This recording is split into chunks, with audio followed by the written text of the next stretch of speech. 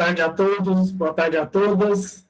Eu sou o Francisco, professor aqui do colegiado do curso de Filosofia da UFT, e estou aqui a convite da professora colega Juliana Santana e também da professora Maria Aparecida de Oliveira, organizadoras do primeiro simpósio de Filosofia e Literatura Clássica da UFT, para apresentar a mesa 3. Antes de passarmos aos nossos convidados, eu quero dar alguns recados que a organização pediu para a gente avisar o pessoal que está nos acompanhando, né? Em primeiro lugar, esse evento está sendo gravado e vai estar disponibilizado no canal do YouTube, o canal do evento, cujo link a professora Maria Aparecida já disponibilizará a vocês pelo chat aqui do Google Meet. Em segundo lugar, os certificados de quem apenas fez a sua inscrição pelo site da UFT será disponibilizado para aqueles que marcarem a sua presença na lista que será divulgada a partir do fim das apresentações dos nossos convidados de hoje. Portanto, apenas para aqueles que se inscreveram, tá? No site da UFT, na plataforma de eventos. Tá ok? Bom, a mesa 3, hoje temos dois convidados, o professor Guilherme Mota e o professor Aldo Dinucci. Pela ordem que me foi passada, a gente vai iniciar a apresentação com o professor Guilherme Domingos da Mota, que tem graduação, mestrado e doutorado em filosofia pela UFRJ, e atualmente é professor adjunto da Universidade Federal de Ouro Preto, onde atua como professor na área de filosofia antiga. Tem sua pesquisa centrada no estudo dos diálogos de Platão. E só por causa disso eu já tenho muita vontade de ser seu amigo, meu professor, porque também estudo centrado nessa área. O professor vai apresentar para nós a coragem como conhecimento do que se deve temer na República de Platão. Portanto, a palavra é sua, professor. Sejam muito bem-vindos, sejam muito bem-vindos e bem-vindas, e que tenhamos todos uma ótima tarde de quarta-feira. Bem-vindo. Muito obrigado, professor João Francisco. Imagino que essa amizade vai se estabelecer hoje mesmo. De minha parte, isso será bastante bem-vindo. Gostaria muito de agradecer a sua apresentação e também ao convite feito diretamente pela professora Juliana Santana, e agradecer também à professora Maria Aparecida por toda essa sua mediação e presença e a organização, provavelmente, também do evento. E, claro, a todos os que estão aqui anônimos, né, nessa organização. A gente sabe que sempre muita gente colabora, né, muitos estudantes, então, todos que colaboraram também agradeço muito. Eu escolhi falar desse tema porque eu pretendo fazer, não é, alguma conexão e, de repente, né, ver como vocês reagem a isso e me ajudem a, quem sabe, chegar numa versão mais madura e mais definitiva desse texto, uma conexão entre essa concepção de que a coragem envolve um conhecimento do que se deve temer e uma certa concepção de intelectualismo, né, nos diálogos de Platão, ver como isso pode, de alguma forma, iluminar essa questão que é tão debatida, né, do intelectualismo, se existe um intelectualismo, ao menos nos diálogos socráticos, e se isso que eu vou falar pode ser apresentado como uma versão mais plausível de algo análogo ao intelectualismo, porque não seria exatamente um intelectualismo, né? Vamos ver por quê, né? Então, eu vou começar aqui a leitura do meu texto. A definição de coragem apresentada na República de Platão aparece de forma ao menos análoga em dois diálogos reconhecidos como anteriores, o Laques e o Protágoras.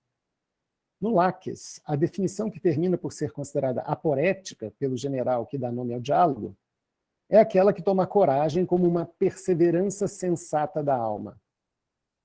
A definição do general Nícias, que é conduzida também à aporia, é aquela segundo a qual a coragem é o conhecimento, e aí a palavra é episteme, do que se deve temer.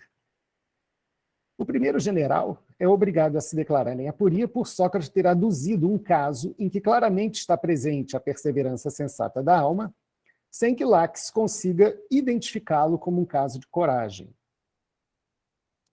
Numa outra linha de argumentação, Sócrates confronta Laques com o caso do homem que se lança à batalha tendo uma desvantagem técnica em relação ao inimigo. Este parece mais corajoso do que aquele que tem a vantagem técnica e, no entanto, mais imprudente. Lax parece não enxergar a possibilidade que, no cálculo dos valores em jogo na batalha, o homem em desvantagem técnica seja, sim, aquele que fez o melhor cálculo e que, mesmo tendo colocado sua vida em grande risco, entende o valor pelo qual corre esse risco como superior ao valor da própria vida. A dificuldade de Laques é a de perceber que pode compaginar a coragem, como a entende, a disposição de correr os maiores riscos, com a verdadeira sensatez que deve guiar a vida humana, a de não trocar jamais o que vale mais pelo que vale menos. Laques se mostra incapaz de seguir essa linha e de reconhecer a complexidade do fenômeno da coragem, mesmo que Sócrates tenha identificado, ainda numa fase preliminar do seu exame, que a coragem não se resume aos casos que envolvem risco físico na batalha, mas também nos casos em que se enfrentam os perigos do mar, as doenças, a pobreza, os negócios públicos, e a coragem não se dá não só nos casos, né, de risco físico na batalha, mas também com relação à dor e ao medo. Né? Aqui. Não só em relação à dor e ao medo, mas também no caso em que se precisa ir contra os apetites e prazeres, assim como quando se enfrenta ou quando se foge deles. Então, Sócrates apresenta uma concepção muito mais ampla de coragem, né, do que se enfrenta quando se é corajoso, ou, para usar o tema aqui do nosso encontro, né, do que se teme, né, fundamentalmente, quando se é corajoso, do que a concepção que o Laques consegue enxergar. E aí eu defendo, seja pela sua experiência, que é a experiência de um homem de batalha, e aí eu arrisco a dizer, seja pela educação poética que ele teve, e que também, de algum modo, relacionou a coragem com o risco físico. No exame, o que acaba levando o general a ter de reconhecer que não sabe o que é coragem é o fato de admitir que não sabe explicar o que é coragem, violando a cláusula antes acordada de que quem sabe, sabe explicar, sabe dizer. Quanto ao general Nícias, nesse mesmo diálogo, Laques, né, o segundo general, que é examinado pelo Sócrates, a sua definição de coragem, que também é conduzida à aporia, é de que a coragem é o conhecimento, é uma episteme, do que se deve temer. Definição essa que afirmou com confiança por já tê-la ouvido do próprio Sócrates. Resumidamente, a definição do general é levada à aporia pelo fato dele reconhecer que conhecer o que se deve temer implicaria um conhecimento do bem e do mal, e que quem tivesse esse conhecimento teria todas as virtudes. Dessa vez, a cláusula previamente acordada que leva à aporia é de que a coragem é uma parte da virtude. Malgrado essas definições dos generais terem sido conduzidas à aporia, uma versão da definição de Nícias reaparece no Protágoras, e uma versão, que é a combinação da definição dos dois generais, reaparece na República, né, tomada como certa, embora com sutis diferenças em relação a essa combinação da definição dos generais. Vamos ver quais são essas diferenças. Vamos passar, então, agora à definição de coragem como aparece no Protágoras. No Protágoras, a definição de coragem é: a coragem é o conhecimento, e aqui a palavra é sofia, né, do que é perigoso e do que não é, sendo o contrário justamente a ignorância dessas coisas. Então, nós já temos as duas definições aqui para comparar. Uma que envolve a perseverança no conhecimento, e conhecimento que seria episteme, né, do que se deve temer, e a outra é o conhecimento do que é perigoso e do que não é. Passemos, então, à terceira, que é a da República, né, e depois vamos tentar fazer alguma comparação entre elas. Na República, e aí eu vou ler um trechinho um pouquinho maior, porque me interessa extrair, vamos dizer assim, bastante consequências dessa definição da República. Vou ler aqui na tradução da professora Marilene da Rocha Pereira. Ela diz assim, logo, quer dizer, Sócrates diz assim, logo, a cidade é corajosa numa das suas partes pelo fato de aí armazenar a energia, a dinamis, né? Tal que preservará, através de todas as vicissitudes, sua opinião sobre as coisas a temer, que são tais e quais as que o legislador proclamar na educação. Ou não chamas isso de coragem, diante do fato de que Glauco não entende muito bem o que ele quer dizer, ele explica.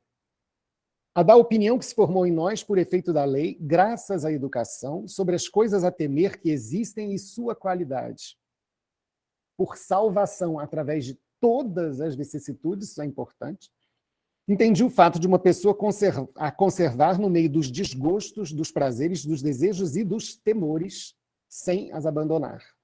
Se quiseres, vou te explicar por meio de uma comparação. Quero sim, e ele explica. Ora, tu sabes que os tintureiros, quando querem tingir a lã para ficar de cor púrpura, primeiro escolhem, dentre todos os coloridos, uma só espécie, a branca. Seguidamente preparam-na, aplicando-lhe não pequeno tratamento, a fim de que se imbua dessa cor o mais possível. E é então que a mergulham no tinto. E se alguma coisa for tingida segundo esse processo, o tinto torna-se indelével e a lavagem, com ou sem detergentes, não é capaz de lhe tirar a cor. Aquilo que o não for, como sabe, fica quando se tingem as lãs de outras cores, ou até mesmo quando é branca, que não foi preparada. Como é que ficam essas roupas? Ficam ridículas. Na primeira lavagem desbota. E ele entende, então, que esse processo de educação desses futuros guardiões, mas que eu entendo que, na verdade, aqui são todos os cidadãos, dos quais alguns serão selecionados como guardiões, ele entende que esse processo é análogo ao processo de educação que visa essa coragem, essa perseverança da conservação da opinião verdadeira sobre o que se deve temer ou não. E ele diz assim, sobre a seleção desses não julgas. Supõe, portanto, que também nós realizamos uma coisa parecida com essa tintura, né? Na medida das nossas forças, quando selecionamos os guerreiros e os educamos pela música e pela ginástica. Não julgues que planejamos outra coisa que não fosse imbuí-los das leis o melhor possível, a fim de que recebessem como um tinto, para que a sua opinião se tornasse indelével sobre as coisas a temer, quer sobre as restantes, devido a terem tido uma natureza e uma educação adequadas. E também para que seu tinto não desbote com aqueles detergentes que são terríveis para tirar a cor, o prazer, de efeito mais terrível do que qualquer soda ou barrela, o desgosto e o temor, volta a aparecer aqui o temor, né? E o desejo, que são mais do que qualquer outro detergente. Pois uma força dessa ordem, salvação em todas as circunstâncias de opinião reta e legítima relativamente às coisas temíveis que não são, é que chamo de coragem ter nessa conta, se não tens nada a opor. Ora, o que parece aqui é que, se essa opinião, né, que foi adquirida por esses homens que serão selecionados como guardiões, é um tipo de conhecimento, parece aqui que esse conhecimento parece que é suficiente para que eles jamais tergiversem na hora de fazer escolhas que impliquem, por exemplo, trocar o mais temível pelo menos temível, o que vale mais pelo que vale menos. Então, isso aqui parece sugerir uma forma de intelectualismo, não é? Embora a palavra seja opinião, não é? E não episteme ou sofia, como no caso lá do Lax e do Protágoras. É esse ponto que eu quero explorar, né? Muito bem. Tanto no Lax como no Protágoras, as palavras que são traduzidas por conhecimento, na fórmula conhecimento do que se deve temer, são mais fortes do que aquela que aparece na fórmula da República, já que lá na República é opinião. De todo modo, cumpre notar que na República o conhecimento do filósofo governante que estabelece quais são essas opiniões verdadeiras e que ele tenta passar através da educação para esses que serão os auxiliares, né, os guardiões auxiliares, essa é uma episteme, né, uma sofia, uma episteme. Então, essas opiniões verdadeiras, elas são fundadas no episteme, mas do ponto de vista do sujeito que as tem, elas não são episteme. e, no entanto, são capazes de determinar as escolhas, por assim dizer. Vamos ver se isso pode ser problematizado. Porém, do ponto de vista concreto, o guardião auxiliar, esse cujo apanágio, né, é a coragem, e que exemplifica a coragem, é capaz, mesmo sem episteme, mas com uma opinião que envolve um alto grau de patência, ser conduzido por ela em suas escolhas, já que não tergiversa em qualquer circunstância. Ou seja, nunca erra por temer mais o que deve ser menos temido. Tendo esses pontos estabelecidos, gostaria de passar agora à discussão sobre o grau em que o conhecimento do que se deve temer, seja episteme ou opinião verdadeira, pode determinar as escolhas segundo a ética platônica. Introduzir essa questão é introduzir a questão do intelectualismo moral. E agora eu vou optar aqui por ser bastante didático, né? Eu gosto muito de falar para os estudantes e gosto muito de não presumir nada, então eu vou tentar fazer uma explicação numa linguagem bastante acessível aqui do que eu quero dizer. A fórmula sucinta do intelectualismo moral seria o conhecimento do bem é condição suficiente para que se haja bem. Muito discute-se se essa tese não seria por demais ingênua para ser defendida seriamente, uma vez que seria desmentida todos os dias bilhões de vezes, já que todos os dias bilhões de pessoas acabam por escolher fazer o que, do ponto de vista do que conhecem, acham pior. Assim, o mero exemplo de um paciente que entendeu a explicação que pela manhã, entendeu a explicação do seu médico do porquê deveria parar de fumar imediatamente, mas que, no entanto, fuma um maço inteiro de cigarros no restante do dia, esse caso representaria a refutação factual dessa tese intelectualista de que quem sabe o que é melhor, faz o que é melhor. Tudo bem que ele ficou sabendo aqui, né, pela opinião do médico. Vamos dizer que esse é um saber tênue, mas, de certo modo, ele tem esse conhecimento, né? E, no entanto, age em desacordo. A pergunta que cabe fazer é se essa falha moral de ser vencido pelo prazer de fumar, mesmo conhecendo que é melhor não fazê-lo, não seria resultado do grau em que esse paciente conhece o bem e o mal. Ou o que é mais temível e o menos temível. Poderia-se dizer que esse homem não entendeu perfeitamente o grau em que está implicada, o grau em que há mal na sua escolha de fumar, não é? E o grau em que esse mal se opõe ao bem que há em evitar o cigarro. Chamemos de intelectualismo ingênuo esse que é desmentido a toda hora como os exemplos, como esse do exemplo aduzido acima. Então, eu sei porque o médico me falou e mesmo assim eu faço o contrário. Eu sabia e fiz o contrário. Vamos chamar isso de intelectualismo ingênuo. Qual seria o intelectualismo ingênuo? O que acha que mesmo um frágil conhecimento do que eu tenho, do que é o melhor, seria suficiente para me fazer escolher pelo melhor. Nesse caso, não foi suficiente, né? Então está desmentido esse intelectualismo. Chamemos de intelectualismo não ingênuo. Vamos tentar aqui uma alternativa, né, para ver se a gente salva o intelectualismo. Chamemos de intelectualismo não ingênuo aquele segundo o qual o conhecimento perfeito e científico dos malefícios do cigarro seria suficiente para evitar a minha escolha por fumar. Conhecimento esse que faltou no primeiro caso, em que envolvia apenas o conselho médico. Porém, mesmo esse intelectualismo não ingênuo poderia ser atacado mediante o argumento de que a sede do meu conhecimento de que não convém fumar é uma dimensão distinta em mim da que me faz desejar o prazer do cigarro. Nesse caso, o conhecimento que guiaria a minha ação sofreria essa competição externa do desejo, o qual muitas vezes prevaleceria. Mesmo que esse desejo esteja, nesse caso, competindo com o conhecimento científico do bem e do mal, seria o caso extremo do oncologista que tem câncer de pulmão e que fuma, e que mesmo como doente terminal, contrabandeia cigarros para dentro do quarto do hospital. Então, aqui é um exemplo mais radical, né? Não é um homem qualquer, é um homem que tem absoluta certeza fundamentada, científica, do que ele não pode fazer, o que vai fazer, e mesmo assim, não só fuma, mas contrabandeia cigarros para dentro do quarto do hospital.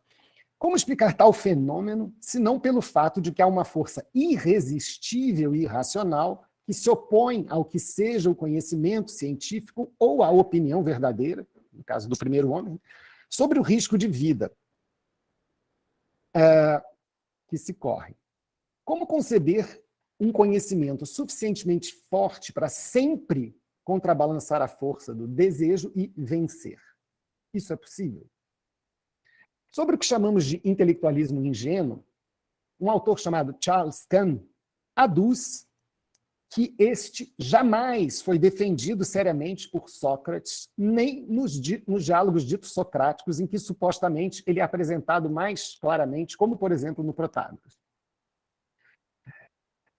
Para Kahn, essa versão do intelectualismo ingênuo, mesmo quando é colocada em um diálogo platônico, nunca é realmente abraçada pelo Sócrates, se lê com atenção esse diálogo, mas ela é apresentada por Platão para provocar o leitor e preparar a discussão de o que a gente poderia chamar de um intelectualismo mais sofisticado ou de uma consideração se o intelectualismo é possível ou não.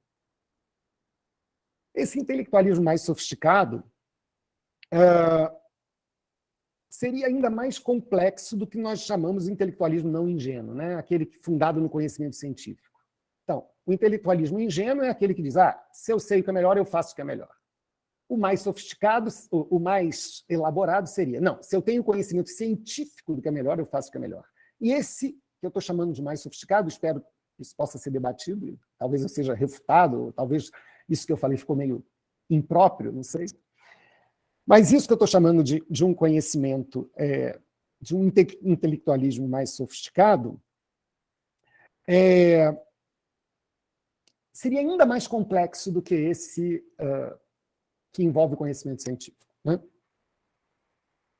O que parece estar em jogo nos diálogos de Platão é que mesmo esse conhecimento científico se dá em graus e a sua força nunca é desvinculada em homens concretos do fato de que esses homens concretos sofreram um processo de educação na qual a aquisição desse conhecimento ocorre concomitantemente ou posteriormente à aquisição de certas virtudes morais e da adesão também emocional a certos valores, promovida essa adesão pela educação. Nesse processo de educação, certos elementos emocionais acabariam concorrendo como auxiliares na fixação da adesão. Primeiro, as opiniões verdadeiras, caso eu fique nesse nível de avanço nos estudos, na educação, e depois, aos resultados, se aliam, né, essa adesão emocional se alia também aos resultados do conhecimento científico, caso se avance na sua persecução e obtenção, né, para quem continua nos estudos. No caso da cidade proposta na República de Platão, de um lado, é a função mesma do governante filósofo a de chegar a um conhecimento exaustivo de cada coisa, compreender todos os seus carismas, todo o seu valor, hierarquizar essas coisas segundo são maior bem ou menor bem,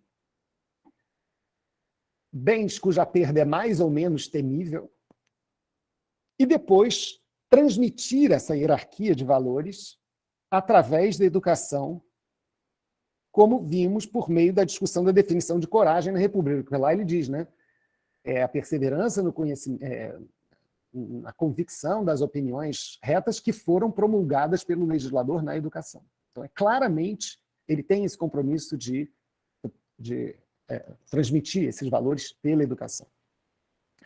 Porém, transmitir essa hierarquia de valores, por mais que possa ter algum efeito, não seria garantia de adesão quando uma força irracional, contrária e irresistível se insinuasse, reivindicando para si a escolha humana. É nesse sentido, e por isso, que a episteme do filósofo educador na República não inclui só o conhecimento de uma hierarquia de bens e males, do que deve ou não ser temido, ou de uma hierarquia de valores, mas também a alma humana e das possíveis relações de causa e efeito de cada um desses bens e males com a alma humana. É só ao ordenar a alma, de certa forma, mediante uma certa intervenção, é que se pode esperar que o conhecimento e a razão governe, que é o grande objetivo lá, né, a ser atingido pela educação na República, é o governo da razão.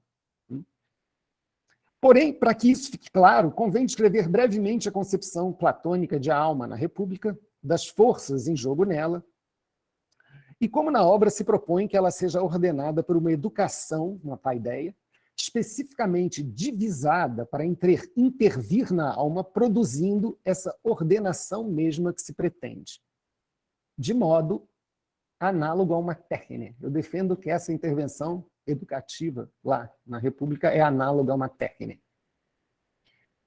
O que se pretende agora é apresentar resumidamente a concepção de alma contida na República, para posteriormente mostrar que o modelo de educação primária proposto nessa obra, aquela educação pela musique e pela gymnastique, é a parte fundamental de uma verdadeira intervenção na alma que tem como objetivo final produzir nela a justiça, entendida como a boa ordenação da alma e que implica o governo da razão. E, portanto, o tema aqui do meu título, né, do conhecimento, seja ele opinião, como no caso dos artesãos e guardiões auxiliares, porque eu defendo que essa educação é para todos na República e que se visa a virtude de todos, seja ele episteme, como no caso dos governantes filósofos. Então, a questão é a seguinte: a ideia, a intervenção que se propõe, visa, no fim das contas, produzir a justiça que implica o governo da razão e, portanto, do conhecimento. Seja esse conhecimento a tal episteme, como aparece lá nas definições do Laques e do Protágoras, seja da própria opinião verdadeira, como acontece na República. Quando as minhas escolhas são determinadas pelas minhas opiniões verdadeiras, eu sou governado pela razão e pelo conhecimento, eu defendo que sim. Portanto, a justiça é possível para qualquer um que esteja sendo governado pelo que conhece. Bom, vamos lá.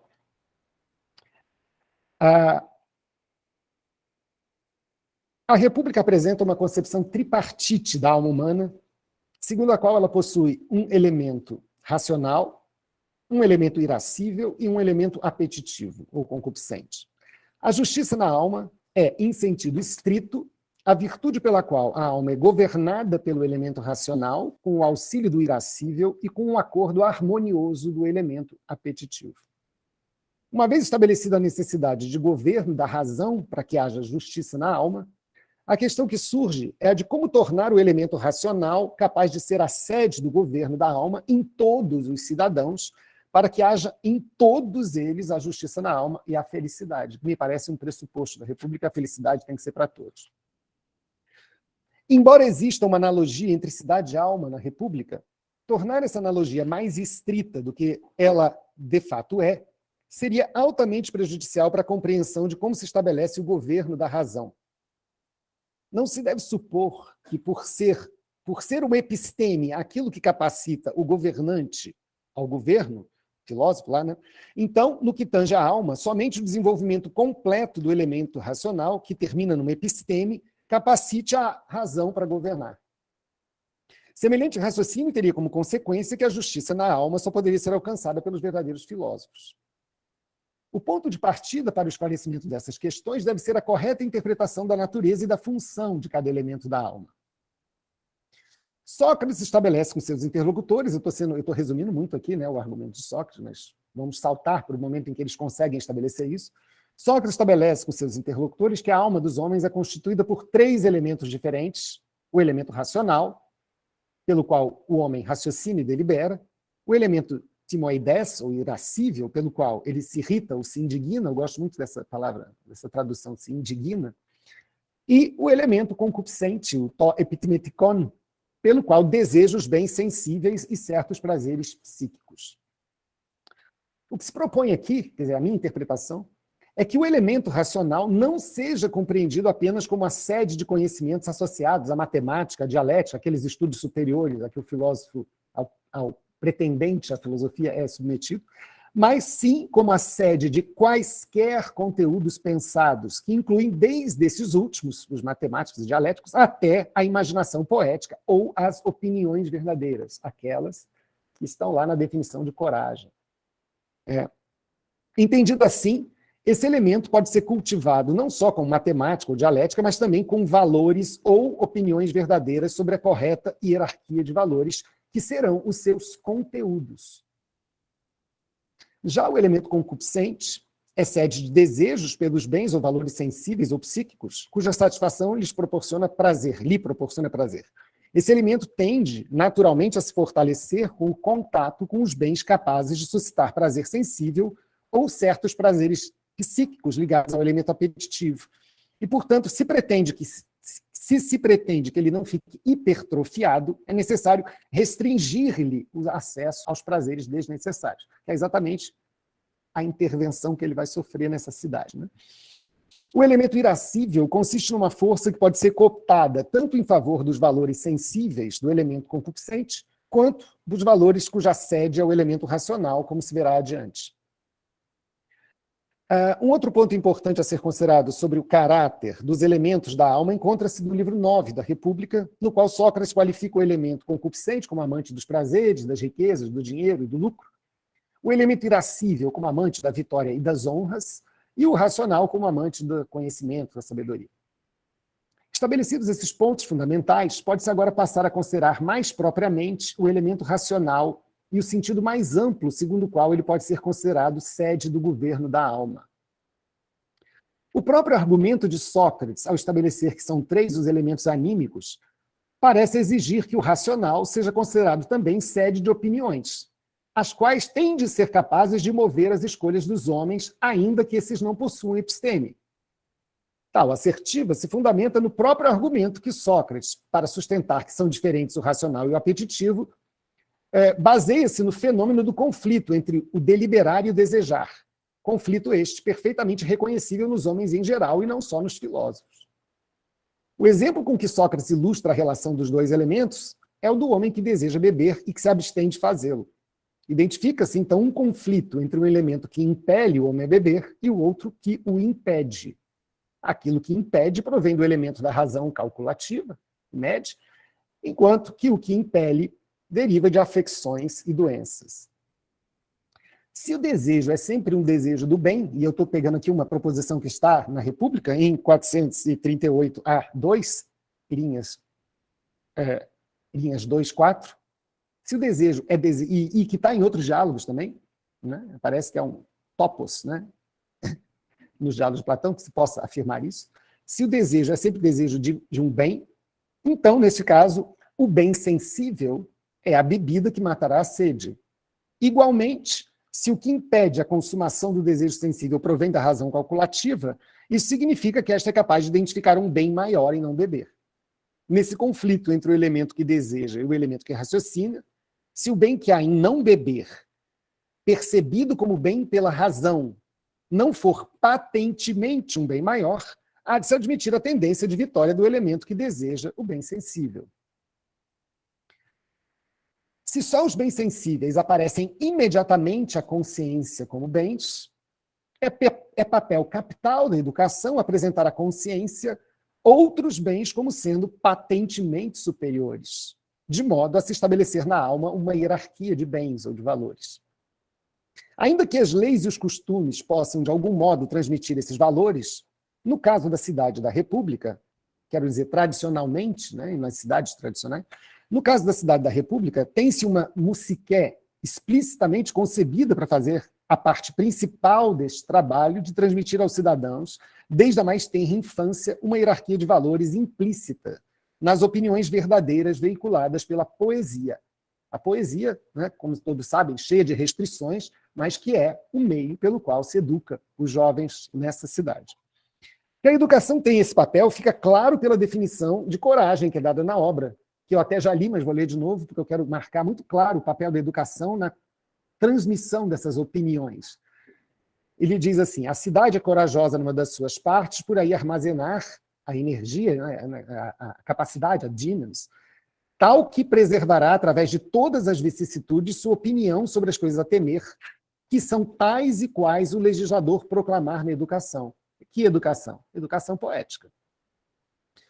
Se considerar como proposto que a sede desses conhecimentos, são opiniões, mas eu estou chamando de conhecimento, por isso que no meu título tem a palavra conhecimento, mesmo que na definição de Coragem da República a palavra seja opinião.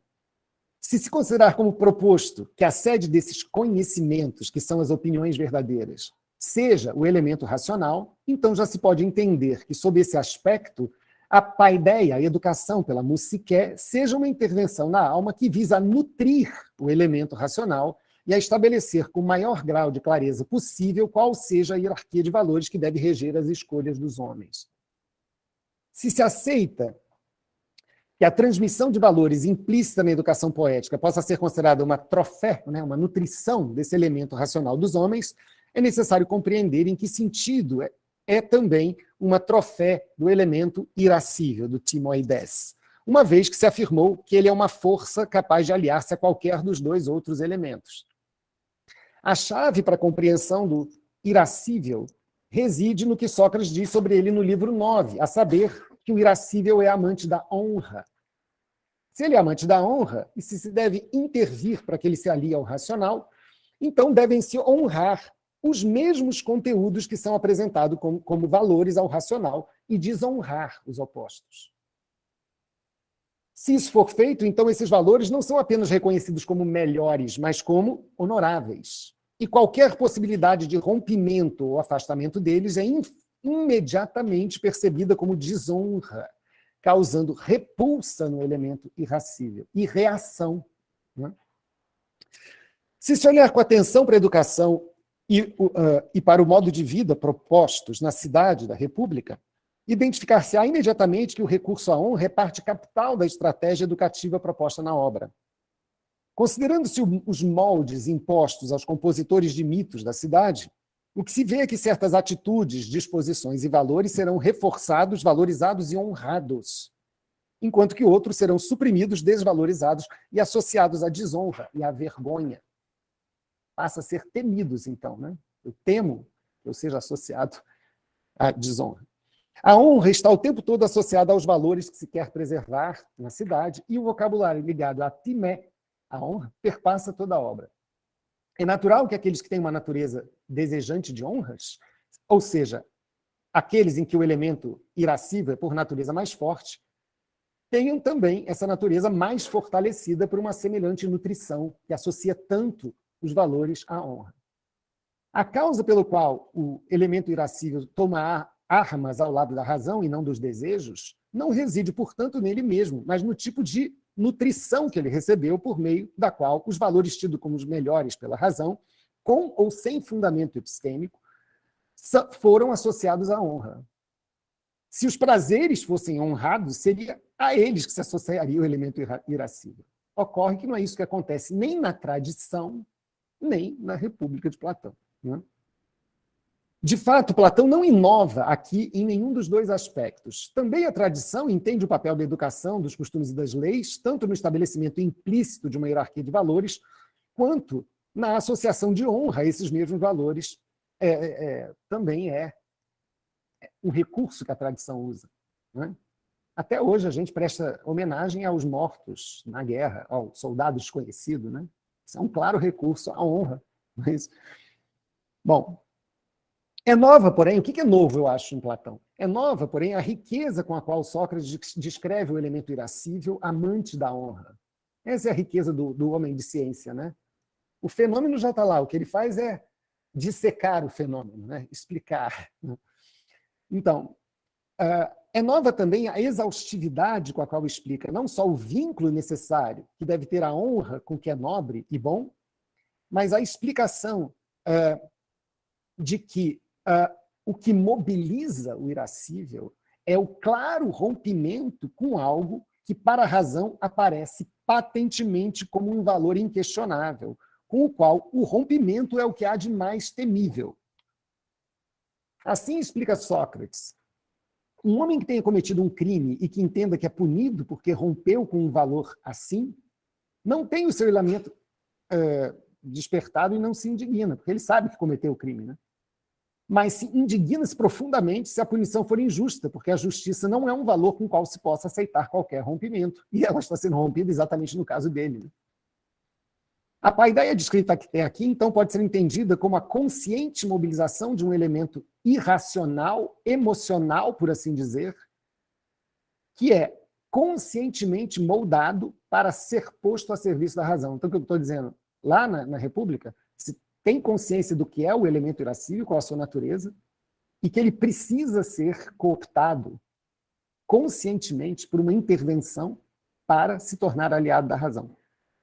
Não se espera unicamente que a compreensão do que vale mais e do que vale menos, do que é mais e do que é menos temível, mas que a adesão da emoção, mas que haja uma adesão emocional a esses mesmos valores, já que o irascível é um elemento irracional e emocional nesse caso. Um outro ponto digno de nota, professor, eu só acho que eu posso continuar, porque eu acho que eu estou estourando o tempo, né? Não temos mais 4 minutos ainda. 4 minutos, então eu vou tentar correr aqui.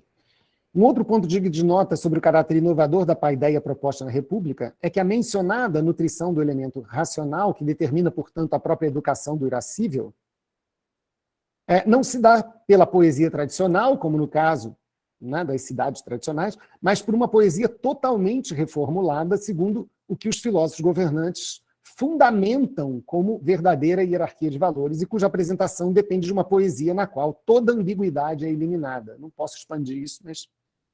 A novidade até aqui está, portanto, em reconhecer o papel da honra na educação para a virtude, ou da exposição... Não está, desculpe. Portanto, em reconhecer o papel da honra na educação para a virtude ou da exposição aos valores considerados nobres, no que se chamou de nutrição do elemento racional. A novidade está na descrição minuciosa das dimensões da alma, em que essas intervenções têm efeito na crença no poder causal da intervenção e na cuidadosa seleção dos meios. É por isso que eu acho que isso parece uma técnica.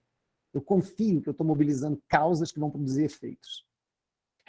No entanto, a intervenção na alma pretendida pela paideia não termina nessa trofé, nessa nutrição do elemento racional e dos elementos racional e irascível, também sobre o elemento apetitivo há uma intervenção. Ele não recebe uma trofé, mas antes uma atrofia, né? Principalmente se considerada o tipo de nutrição da qual disporia numa cidade como Atenas, por exemplo. Um dos papéis purificatórios operado pela musiqué e pela gimnastiqué na República é retirar do horizonte da experiência os prazeres desnecessários, sejam eles do corpo ou da alma, e assim impedir a hipertrofia desse elemento concupiscente, tornando desse modo dócil ao governo dos outros dois elementos, condição necessária para que haja temperança, que consiste num acordo harmonioso pelo qual o elemento apetitivo aceita o governo da razão. Se se concorda com a concepção de alma aqui exposta e com a compreensão da paideia como uma intervenção na alma, segue-se que aqueles que foram educados pela paideia primária, pela musiqué e gimnastiqué, salvo alguma exceção, poderão possuir a justiça na alma, pois essa implica apenas que haja o governo do elemento racional e, portanto, em certa medida, do conhecimento, com o auxílio do elemento irascível, redundando num harmonioso domínio do elemento apetitivo que consiste na temperança. Bom, eu vou saltar aqui. Então, assim, a coragem, como virtude pela qual se persevera em qualquer circunstância, isso é importante.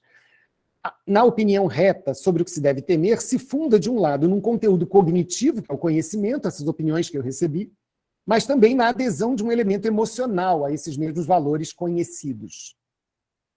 De certa forma, essa adesão emocional tinge o conhecimento racional e concorre para a sua força de determinar as escolhas. Então, a razão ou o conhecimento tem força de determinar as escolhas, como que era o intelectualismo? Tem. Mas isso também está tingido por uma certa educação das emoções. Então, eu acho que é isso que permite uma visão mais sofisticada, né, do que seria essa força do conhecimento para determinar as escolhas. É claro que esse elemento emocional se alia não só a opiniões, mas também, se for o caso, ao conhecimento científico. E se for assim, esse conhecimento ganha ainda mais força, não é? Mas nos dois casos ele tem força, porque lá na definição de coragem ele é suficiente para que eu persevere e jamais troque, né, uma coisa pela outra. Bom, é claro que não se quer aqui cometer o círculo, não é, de propor um intelectualismo em que forças emocionais precisam ser cooptadas e forças apetitivas controladas, né, para que a razão e o conhecimento governem, mas apontar quais são, para Platão, as condições de fato, não é, com que as diferentes naturezas humanas, numa síntese com a educação que recebem, podem chegar a abrigar em si um governo da razão. Então, era isso que eu queria trazer para vocês. E agradeço muito pela atenção e pela paciência, e me desculpe se eu estourei um pouco o tempo. Muito obrigado, professor Guilherme, né? Foi uma explanação bastante interessante, né? Minha cabeça está igual uma lavadora de roupa ligada, girando com uma série de coisas, tem muita coisa interessante para discutir. Mas a gente vai deixar as discussões para o final, né? Para a gente aproveitar agora a fala do professor Aldo Dinucci. Gostaria de avisá-los, tá, para todos que puderem fazer as suas perguntas, né, no chat, ou se manifestarem na hora que a gente puder abrir para discussão, para que possamos repassar aos professores que estão na mesa apresentando seus trabalhos. Tá bom? Muito obrigado, professor Guilherme. Agora falaremos com o professor Aldo Dinucci, que é professor titular do Departamento de Filosofia da Universidade Federal do Sergipe, no Brasil. Não sei por que está escrito no Brasil aqui. Acho que era muito claro. Pesquisador em produtividade do CNPq e pesquisador honorário da Universidade de Kent, no Reino Unido. Também editor responsável do Prometheus for Journal of Philosophy e publicou, entre outros livros, traduções do grego para o português, do Manual de Epicteto e do livro 1 das Diatribes de Epicteto. O texto que o professor irá apresentar hoje tem como título Phobos em Epicteto, Análise das Ocorrências. Professor Aldo, seja muito bem-vindo, a fala é sua. Obrigado, professora Maria Aparecida, professora Juliana, a você, João Francisco, pela oportunidade de falar com vocês. Vou apresentar aqui parte, na verdade vou desviar um pouquinho do tema, e eu cheguei à conclusão que para chegar no tema do medo, né, eu teria que falar primeiro das 3 disciplinas em Epicteto, e justamente como Epicteto enfrenta a questão das paixões. Então, vou apresentar aqui a parte de uma pesquisa em andamento que eu tenho feito com a professora Kelly Rudolph, da Universidade de Kent, e com o financiamento da Academia Britânica, e agora também com o financiamento do CNPq, por meio de um ciclo de produtividade e um projeto também universal. Então, esse é um trabalho meu ideal. Eu não costumo ler, mas como é um tempo limitado, então, para não ultrapassar, eu resolvi ler excepcionalmente. Eu costumo falar mais à vontade.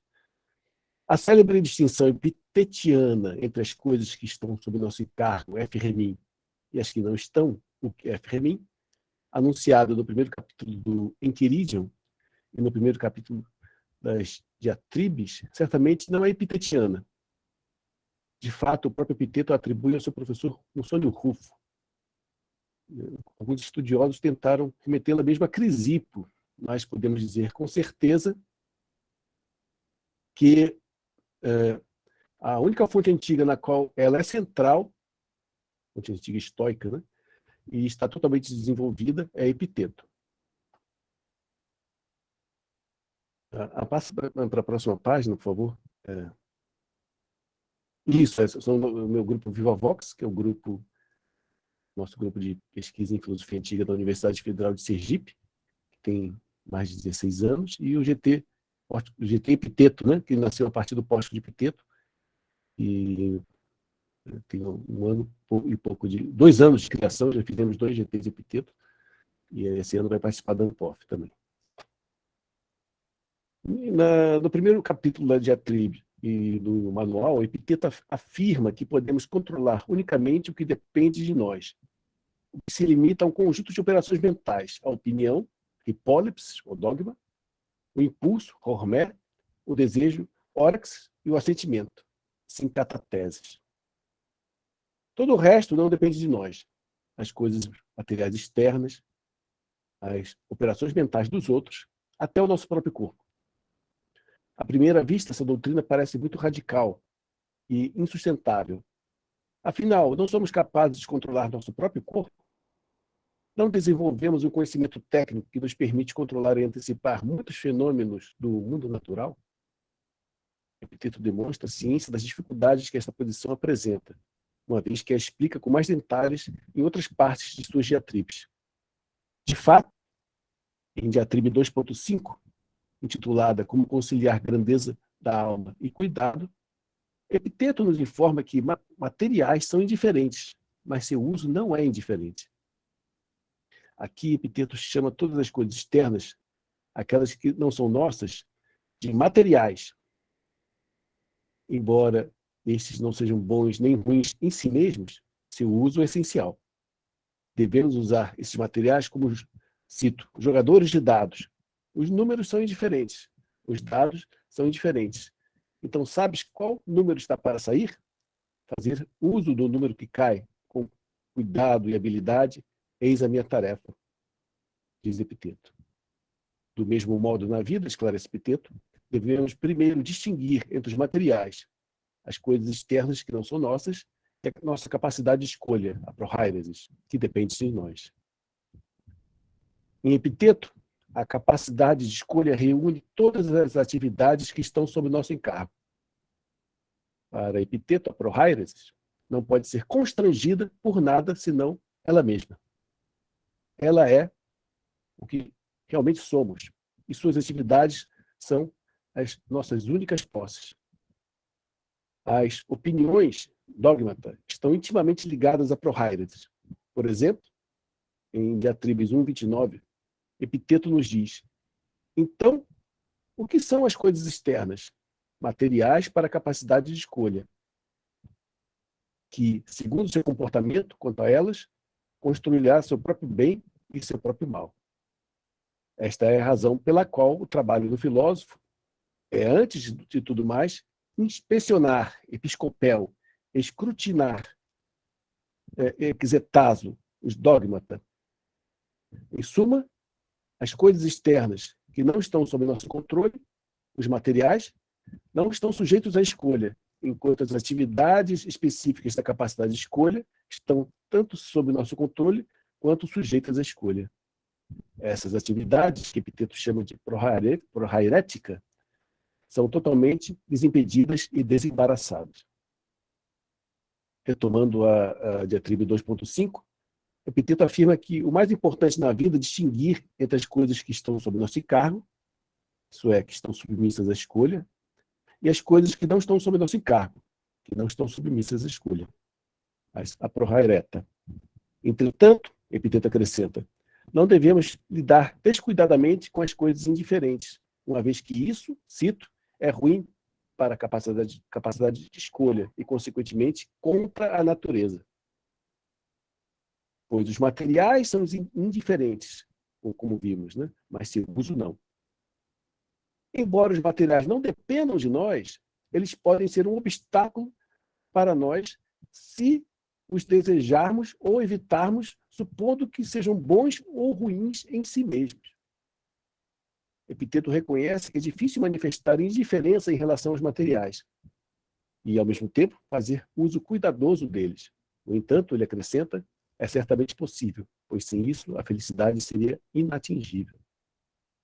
Epiteto fornece uma bela ilustração disso em uma analogia sobre o uso das coisas indiferentes e os preparativos necessários para uma viagem marítima. É a primeira citação, Juliana.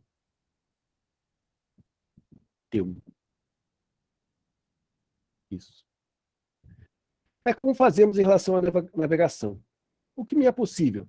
Escolher o piloto, os marinheiros, o dia, o momento propício. Então, desaba uma tempestade.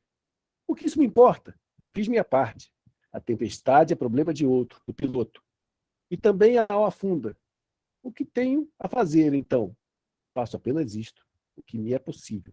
Afogo-me sem temer, nem gritar, nem acusar a Deus, sabendo que é preciso morrer, porque o que nasce também precisa morrer, pois não sou eterno, mas humano, parte do todo, como a hora é parte do dia, pois me é preciso começar como a hora e terminar como a hora. Em uma viagem, nos cabe escolher os materiais disponíveis, que são, obviamente, coisas indiferentes, embora as próprias escolhas, quanto ao modo de usá-los, não o sejam.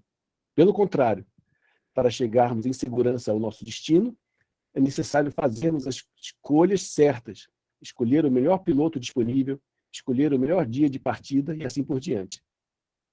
Essas ações são de nossa responsabilidade, estão sob nosso controle, dependem de nós. Além disso, se, durante a viagem, ocorrer uma tempestade ou outro evento imprevisto, cabe a nós suportá-los, tendo em mente que somos seres mortais e é necessário que morramos de uma maneira ou de outra. Epiteto propõe nessa diatribe outra analogia, desta vez entre um jogador de bola e como nos é preciso agir na vida. Em um jogo de bola, e aqui ele refere ao antigo jogo de bola romano, né, do qual nos chegaram afrescos, representações, né? A bola não tem valor por si mesma. Pode ser substituída sem qualquer perda por outra a qualquer momento da partida. O que importa em um jogo é como se joga a bola, isso é, com habilidade ou não. E Epiteto acrescenta, é a próxima citação, Juliana, por favor. Obrigado. De resto, no lançar e no pegar a bola, então, estão a destreza, a habilidade, a rapidez, o fair play, a inteligência, de modo que eu não posso pegar a bola nem se me esticar todo, enquanto o jogador experiente pega a bola se eu a lançar. Mas se pegamos ou jogamos a bola com agitação e medo, que tipo de jogo será esse? Como permaneceremos equilibrados? Como veremos a sequência do jogo? Um diz joga, e outro não jogues, e o terceiro não lances. Isso é conflito e não jogo.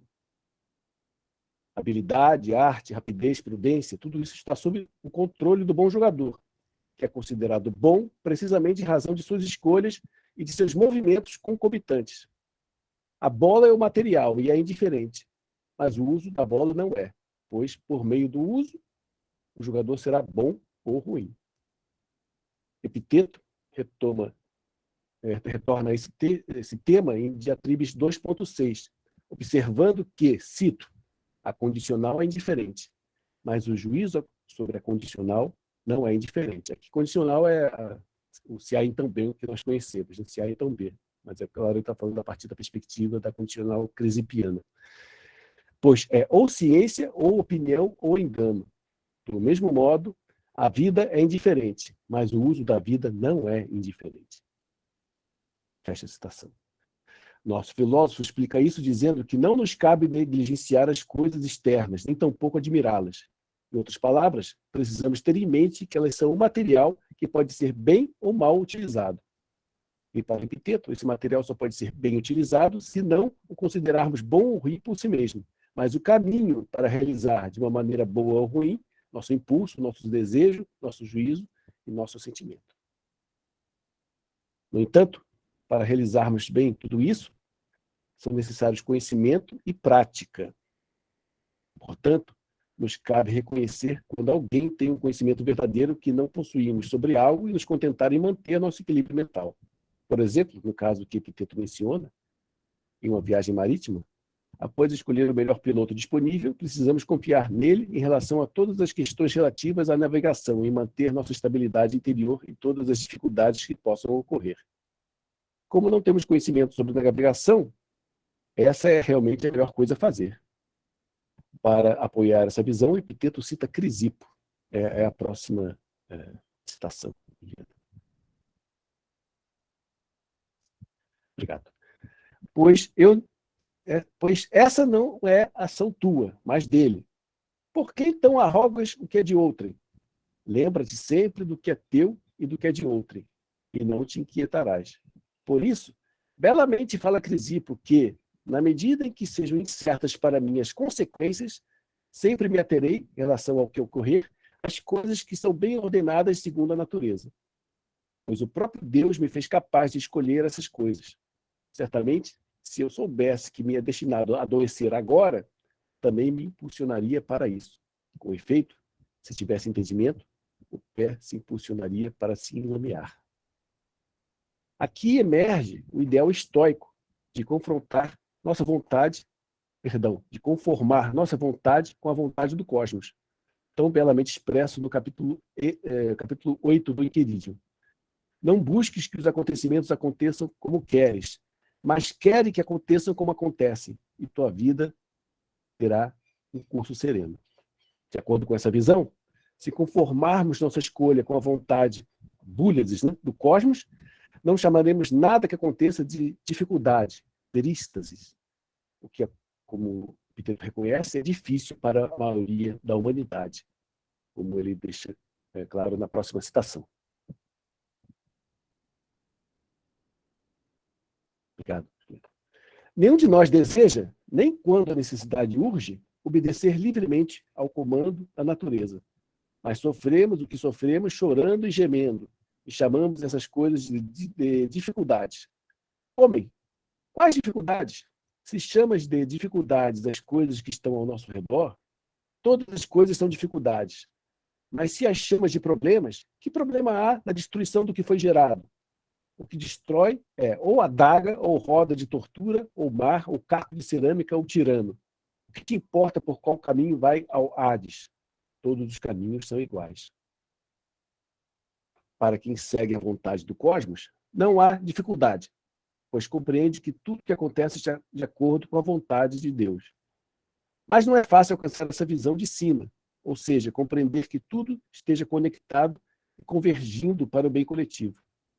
Adorno, o Pierre Adorno, sintetiza lindamente essa concepção com a expressão latina amor fati, que ele define como nada a desejar além do que é. Para Epiteto, a busca da filosofia inclui uma prática transformadora do indivíduo. Em suas diatribes, depois de criticar aqueles que afirmam a inutilidade da filosofia, Epiteto declara que os princípios da filosofia, os teoremata, são úteis, porque purificam a capacidade de escolha e equipam a capacidade que lida com as representações.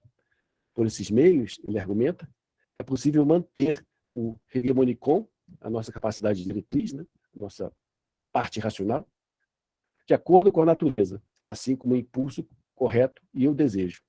Além disso, o uso de princípios filosóficos leva também à eliminação do medo, do sofrimento, da paixão e dos impedimentos, ajudando o filósofo a obter a liberdade, a serenidade, a constância e a paz de espírito. Assim, descobrimos que o uso correto dos princípios filosóficos torna possível ao filósofo manter sua razão em estado natural, como Epiteto explicita em Diatribes 4.8. Vimos que nosso filósofo diz haver 4 atividades da alma completamente desimpedidas e totalmente sujeitas à escolha, que são o juízo, o desejo, o impulso e o assentimento.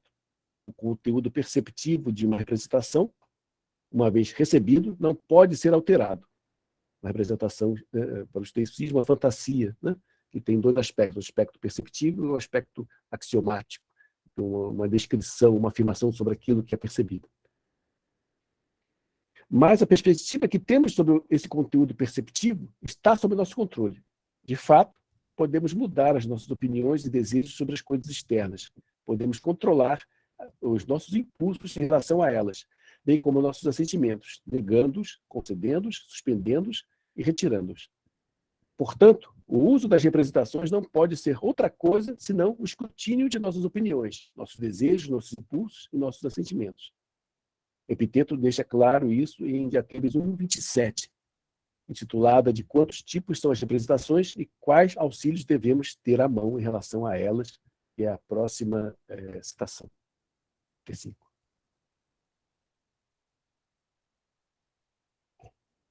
Obrigado, Guilherme. As representações nos advêm de 4 modos.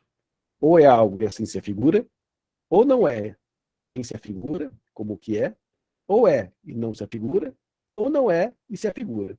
De resto, é a ação do ser humano instruído a acertar o alvo em todas essas coisas. Qualquer aflição que ocorra, deve aplicar sobre ela o remédio. Epiteto está fazendo uma distinção quádrupla entre as representações. É e parece ser, a primeira, né? A segunda, não é e não parece ser. A terceira, é, mas não parece ser. E a quarta, não é, mas parece ser. Os dois primeiros tipos são compreensíveis,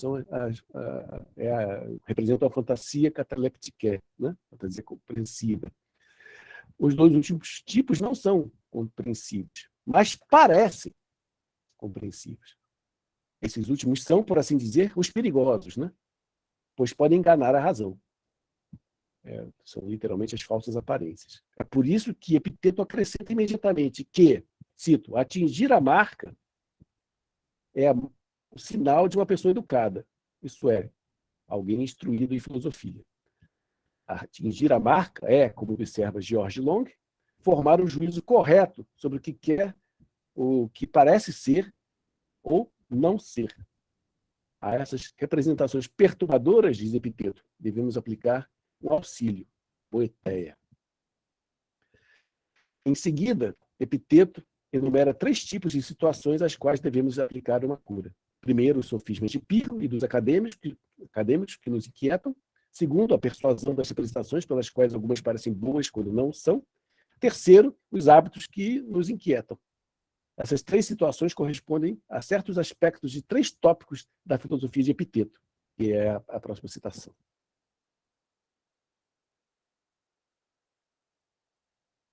Obrigado.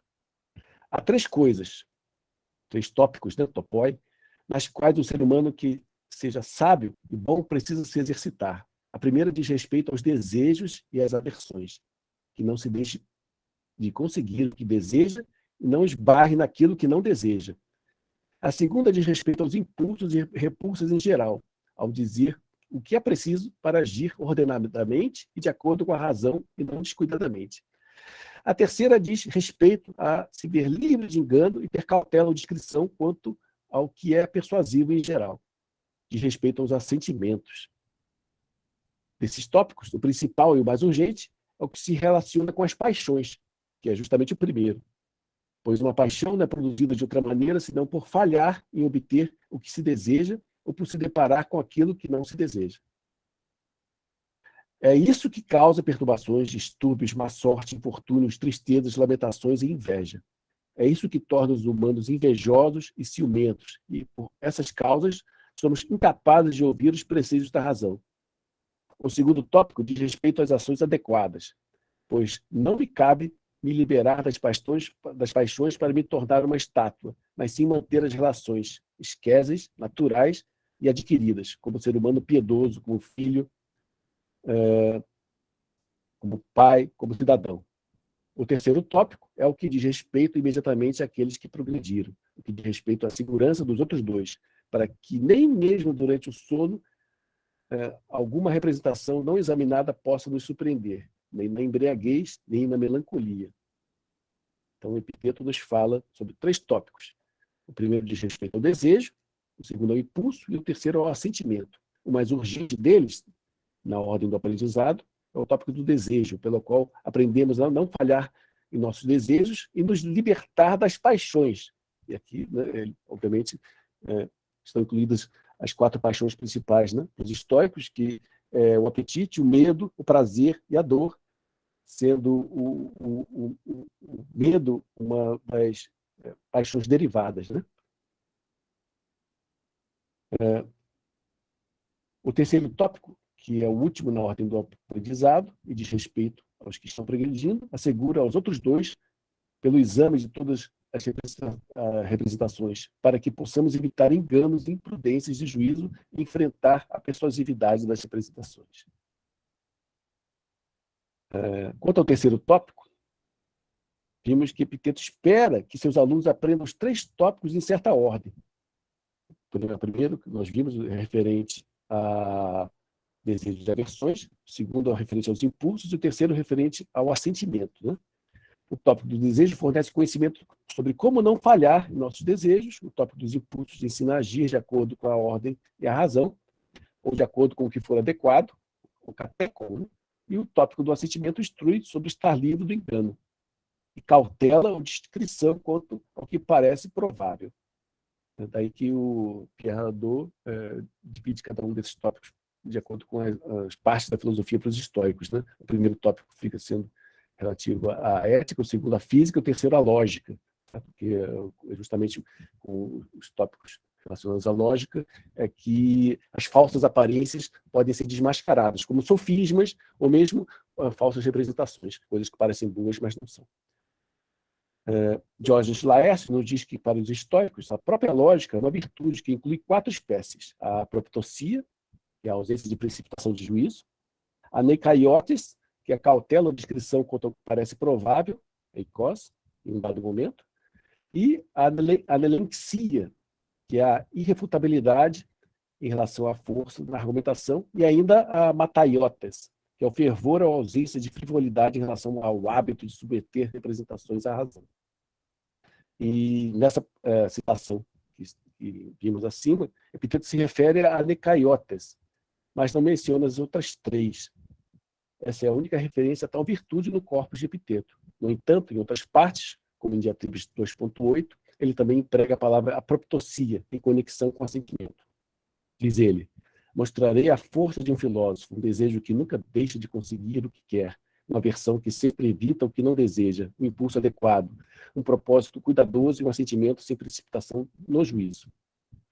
Nessa passagem, Epiteto se refere ao resultado do estudo dos 3 tópicos estados na ratio cognoscendi, né, que vimos acima, com a força do filósofo, isso é, suficiente para confirmar a relação do terceiro tópico com a lógica, como Hadot apontou. Eu acho que meu tempo está estourado, né? Não, pode continuar, eu tenho mais uns 12 minutos ainda. Assim? Ah, tá. Então eu medi bem. Então, vou poder terminar. Epiteto não faz uso da palavra amataiotes, que é o fervor ou ausência de frivolidade em relação ao hábito de submeter representações à razão. No entanto, embora não use o termo, claramente, como vimos acima, essa é uma de suas principais preocupações, o uso correto das representações. Como veremos mais tarde, né? Ele explica esse uso pela palavra dokimatsu. Na verdade, não veremos. Quem lê o texto poderá ver, né? Essa é uma outra parte, o teste das representações. Né? Voltando à ratio cognoscendi expressa acima, Epiteto, como observamos, enfatiza que o terceiro tópico é para os que progrediram, os estudantes que já dominaram os 2 primeiros tópicos. O terceiro tópico afirma, cito, diz respeito à segurança dos outros 2, para que nem mesmo durante o sono qualquer representação não examinada possa nos surpreender, nem na embriaguez, nem na melancolia. A palavra grega para não examinado é anexastatos, que é a mesma que Platão usa na Apologia, no celebrado Dictum, Apologia 38a, tá? No celebrado Dictum que Epiteto repete 2 vezes em seus escritos. Por exemplo, né, em Diatribes 1.26, ele parafraseia esse dito como, cito, Sócrates costumava dizer que uma vida não examinada não é viver. Em Diatribe 3.12, novamente, em conexão com o terceiro tópico e o uso das representações, ele afirma que, cito, porque, como Sócrates disse, não devemos viver uma vida não examinada. Por isso, não devemos aceitar uma representação não examinada. E vou tocar brevemente no tema, já que eu mencionei, né? Como observamos, a palavra-chave de Epiteto para o teste de representações é dokimatsu. É um termo que ocorre 23 vezes em Epiteto e significa aprovar, às vezes, como a capacidade própria da razão de decidir o uso de todas as outras capacidades. Esse teste das representações é a primeira e mais importante tarefa do filósofo, que deve testar todas elas, não deixando nenhuma passar sem isso. Em Diatribes 2.8, Epiteto, depois de dizer que Deus nos deu, entre outras faculdades, a capacidade de usar as representações e a capacidade de testá-las, ou seja, a razão, alerta que seria desonrá-lo não usar essa capacidade dada por ele. E Epiteto faz repetidamente a seguinte analogia entre testar representações e moedas, que é a próxima citação. Obrigado.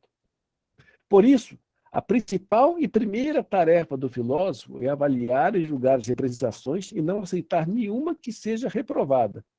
Quanto à moeda corrente, que nos parece ser algo importante, vez que descobrimos uma técnica e quantos meios quem verifica a prata usa para avaliar a moeda corrente: a visão, o tato, o olfato e, por fim, a audição.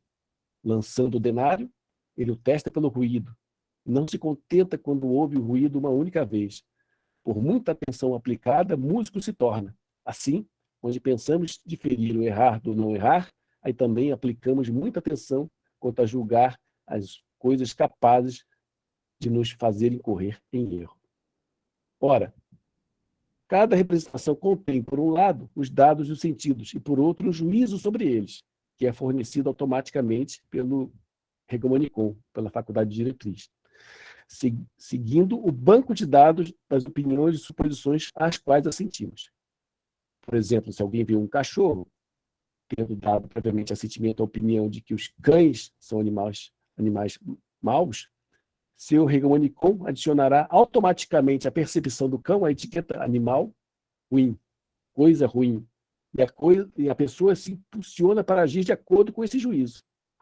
Essa é a razão pela qual é tão importante testar todas as representações.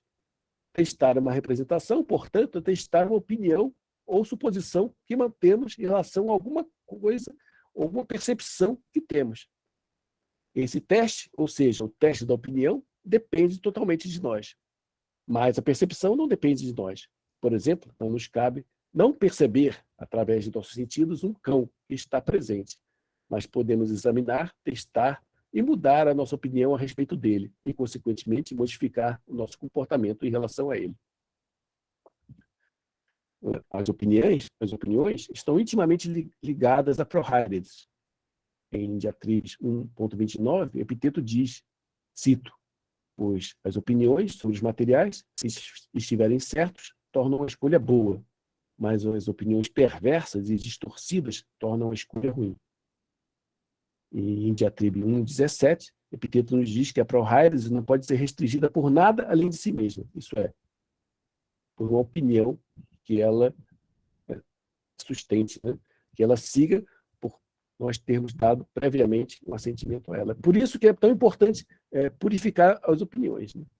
Porque a nossa Prohairedes, nossa capacidade de escolha, ela funciona, por assim dizer, automaticamente, tendo em vista o nosso banco de opiniões assentidas. Visto que, para Epiteto, a Prohairedes é o que realmente somos, e só é boa quando contém bons dogmas, boas opiniões, a destruição de um ser humano é a destruição dessas boas opiniões. E por razão pela qual, né, além das 4 operações que eu mencionei acima, Epiteto coloca as opiniões como as nossas únicas posses verdadeiras, que nós carregamos por toda parte, né?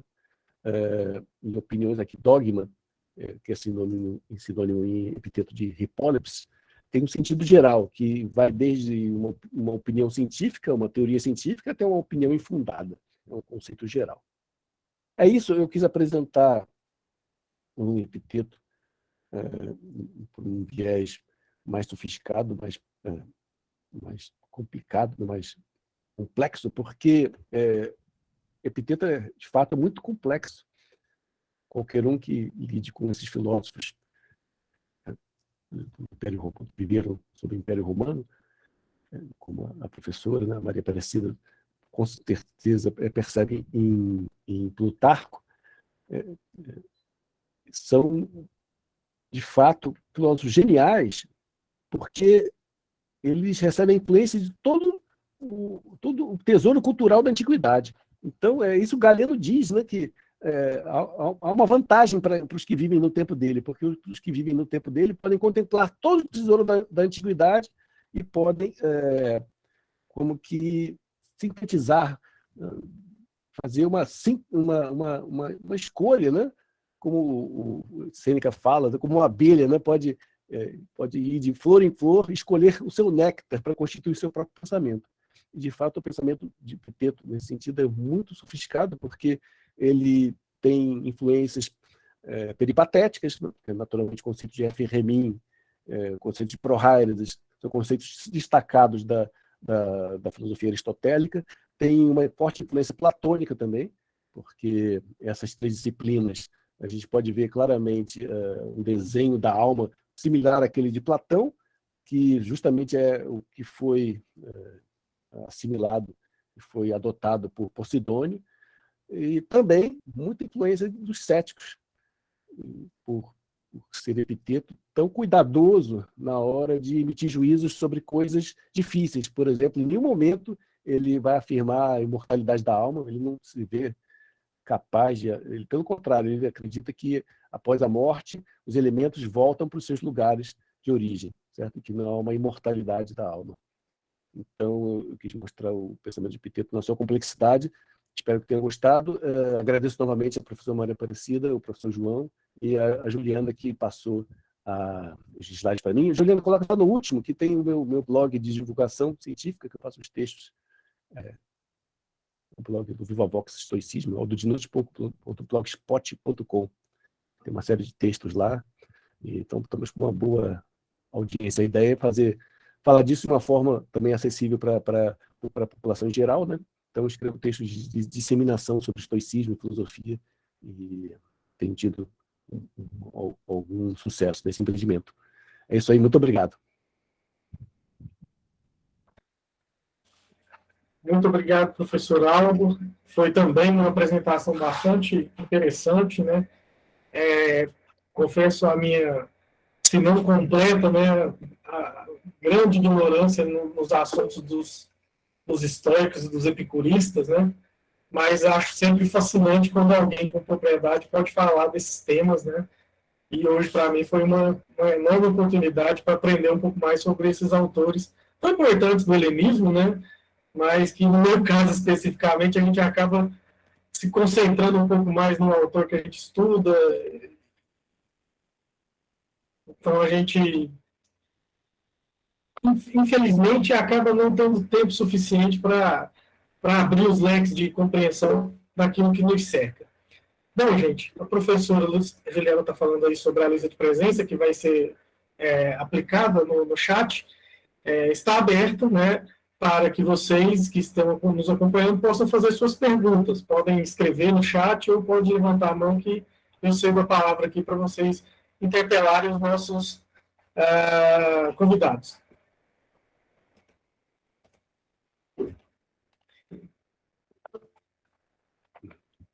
Professora Maria Aparecida, por favor.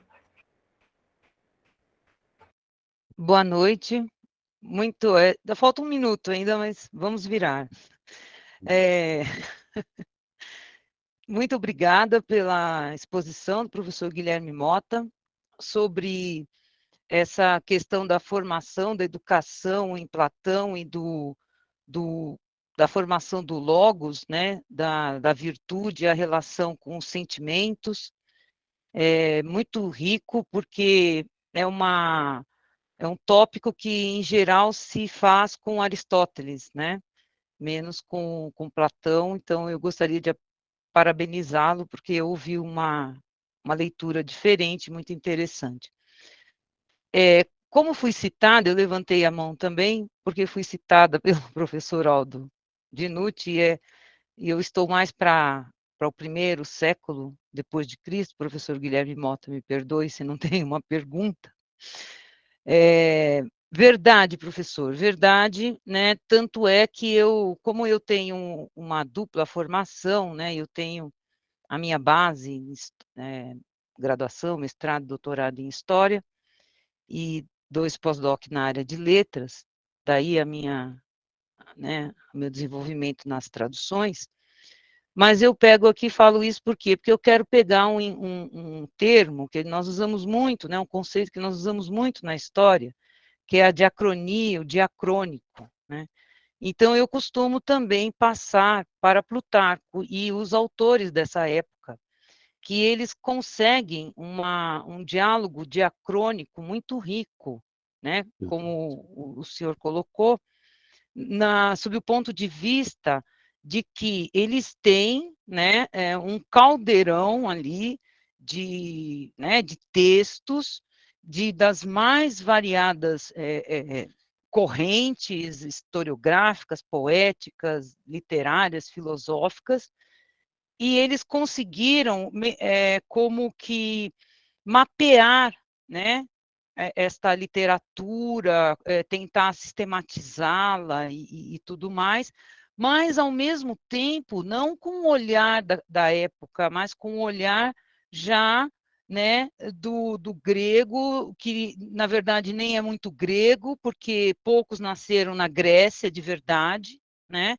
Então, por isso que eu gosto de falar que existia uma comunidade intelectual grega, porque ela já não é mais espacial, ela já não está mais na antiga Grécia, na antiga Hélade, mas ela se espalha por todo o Mediterrâneo ali, principalmente no que a gente hoje chama de Oriente, na Ásia Menor ali, né?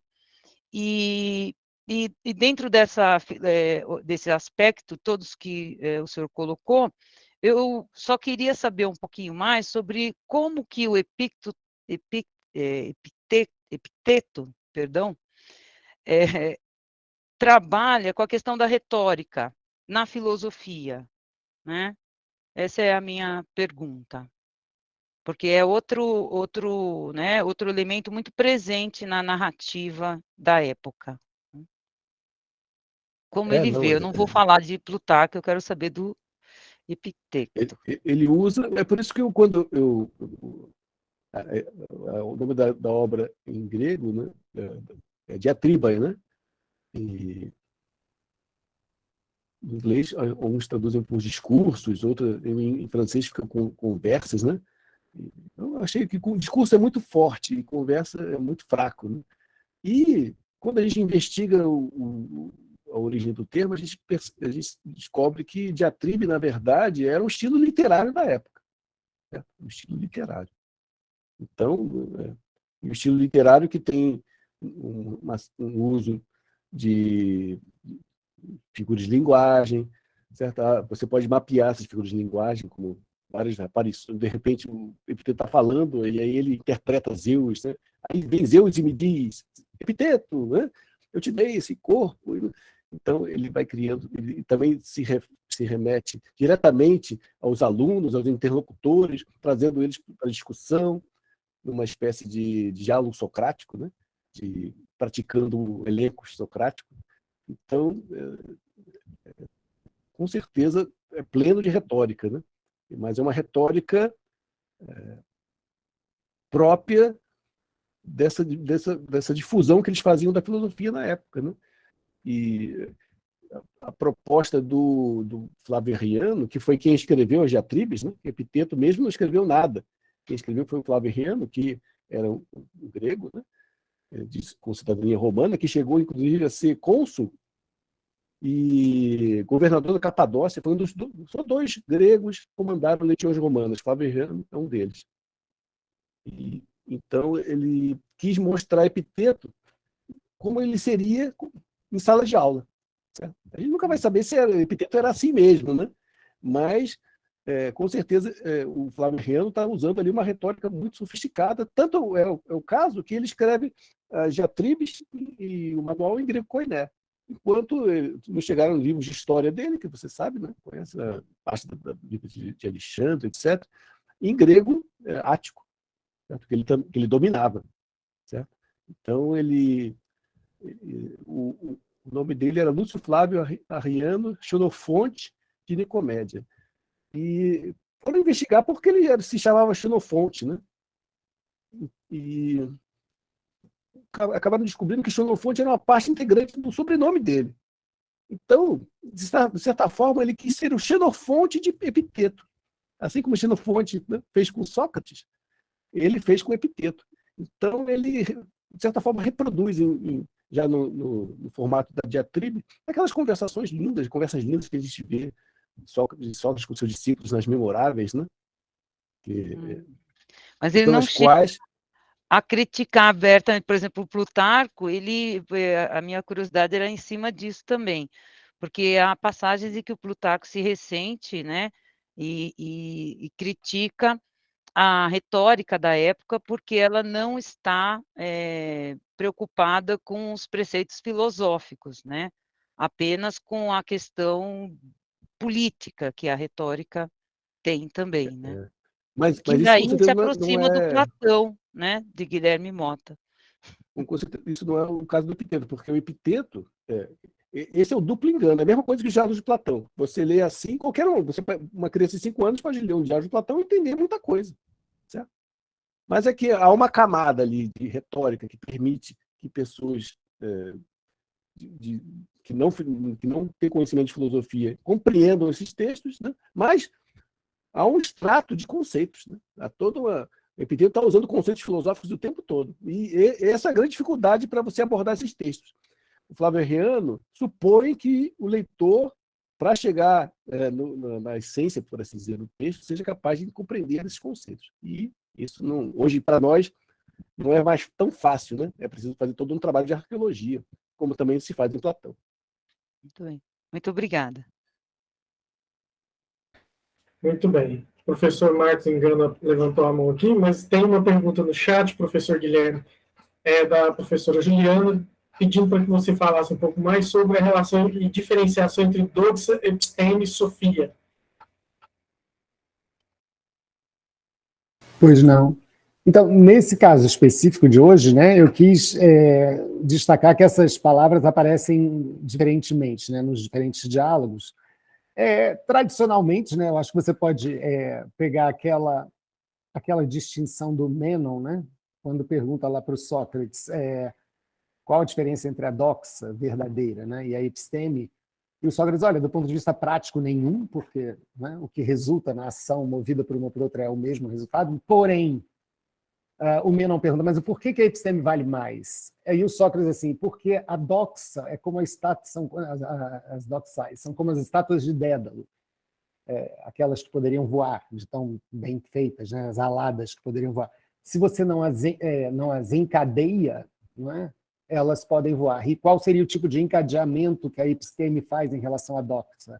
É um encadeamento por uma cadeia de raciocínios, né, de fundamentação. Então, você poderia dizer que a episteme é um conhecimento fundamentado, e a doxa eu estou falando aqui no caso da doxa verdadeira, né, que é o que está em jogo aqui na República, né? A coragem é a perseverança do conhecimento, desculpe, na convicção naquelas opiniões, entre aspas, quer dizer, entre parênteses, verdadeiras e que foram instituídas pelo legislador na educação, porque eles não passariam, né, opiniões falsas.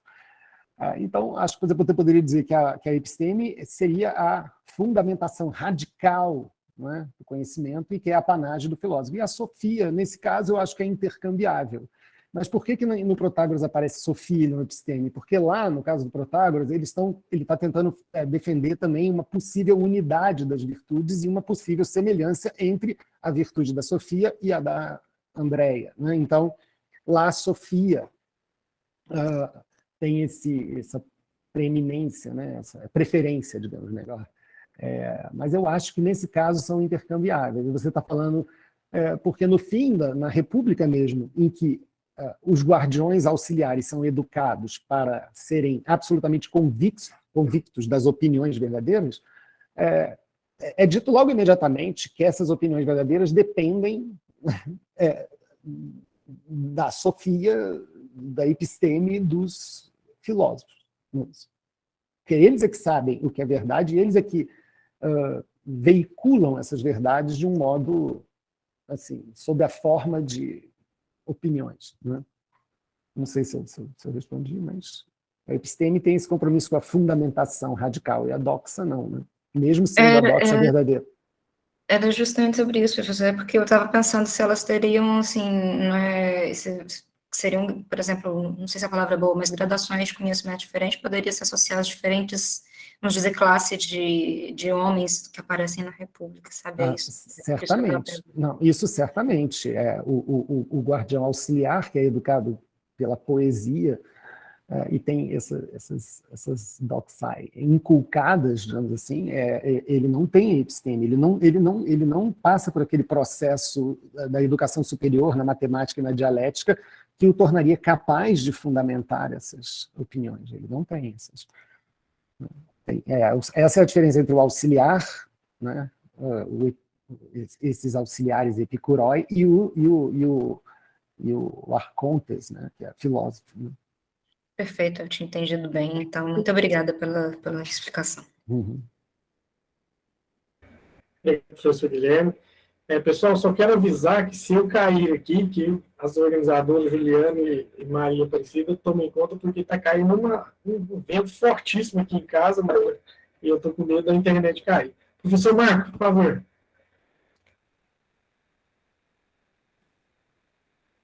Bom, obrigado pelas duas apresentações.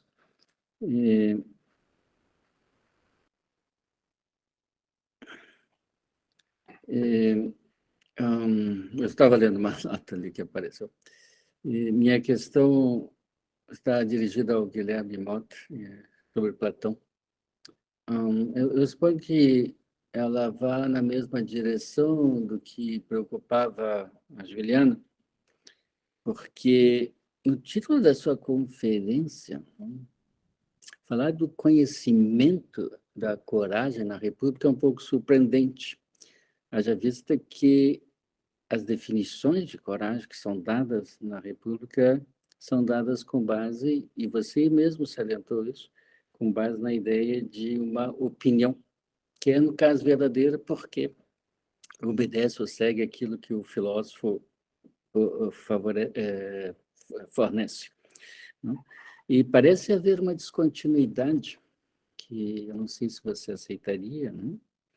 Entre o que está ocorrendo lá no Lacre, no Protágoras, em que, de fato, a coragem lá é vista do ponto de vista de uma episteme, de uma sofia, e esses termos parecem ser intercambiáveis, ao passo que, dada a situação de República IV, a tripartição da alma, não somente os soldados, os guardiães que fazem a segunda classe, assim como os produtores, não? Eles têm de ter coragem com base em opinião, e certamente não com base em saber. Então, eu não fiquei inteiramente contente com o modo como você apresentou isso, ou talvez eu não tenha entendido exatamente o que você quer fazer, mas aí você fez um outro passo, que consistiu em dizer que essa passagem da opinião ao conhecimento no âmbito da República se fazia mediante a educação poética. E agora, na resposta à Juliana, você voltou a insistir nesse ponto.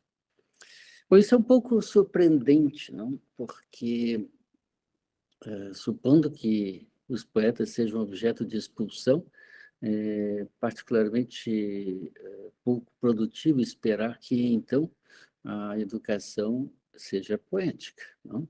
Ela possivelmente será uma educação que o filósofo faz, fornecendo os conteúdos que são verdadeiros e necessariamente verdadeiros, porque baseados em conhecimento. Então, existe uma adoção de crenças que são verdadeiras porque a base delas é o conhecimento que o filósofo tem, mas eu não entendo por que isso seria uma formação, uma educação poética. Esse seria o meu ponto geral, que eu gostaria de ver como é que você articula essas noções, porque eu fiquei um pouco surpreso do modo como você as apresentou. Agora, eu gostaria de ir para um detalhe de texto que me deixou um pouco preocupado também, porque eu não consigo ver o que você afirmou. Você, em certo momento, afirmou uma tese que, de fato, ocorre em Platão, ocorre, por exemplo, lá no Gorgias, saber que a gente, tudo que se deseja sob a forma do bem, né? Quid appetitur, appetitur sub specie boni, falar em latim. Mas você atribuiu essa tese a Platão na República, exatamente na República IV, e você mencionou a passagem, que é 438A. Ocorre que naquela passagem, Platão faz Sócrates dizer, não? Eu estou com a passagem aqui, vendo, né? Que nós não devemos nos pegar despreparados, né? E ficar preocupados quando alguém afirma que ninguém tem um apetite por uma bebida mas por uma boa bebida, nem um apetite por uma comida, mas por uma boa comida. E aí entra essa proposição que você assinalou, pantes aratonagaton epitimusse, pois todos nós, todos os homens, têm apetite das coisas boas, mas essa proposição não pode ser retirada do contexto da objeção, não? Ela é o fundamento com base no qual aqueles que estão objetando o argumento de Sócrates dizem que você não tem um apetite pela bebida pura e simples, mas sim pela boa bebida. Mas, se eu entendi bem, você queria retirar essa proposição do contexto de objeção no qual ela se inscreve e atribuí-la ao próprio Sócrates, dizendo que já lá na República você teria essa tese. Veja, esse é um problema de análise de texto, que eu gostaria de ver como é que você lida com isso. Porque, de fato, lá no 7º livro, você terá uma tese similar a isto. E lá no Gorgias, por exemplo, no Gorgias, você vai encontrar teses. E isso é uma tese que você pode atribuir, eu penso, a Platão, mas não parece possível atribuí-la do contexto do livro 4, do qual você a retirou. A menos que você tenha, claro, argumentos que eu não estou conseguindo ver agora. Por isso eu faço a pergunta. Muito bem. Então, sobre a primeira questão, muito obrigado, professor Zingano. Sobre a primeira questão do título, eu confesso que talvez eu devesse ter colocado entre aspas, mas tinha um certo tom provocativo, porque ao longo da minha apresentação eu tentei defender que a opinião verdadeira, conhecimento pode ter um sentido amplo.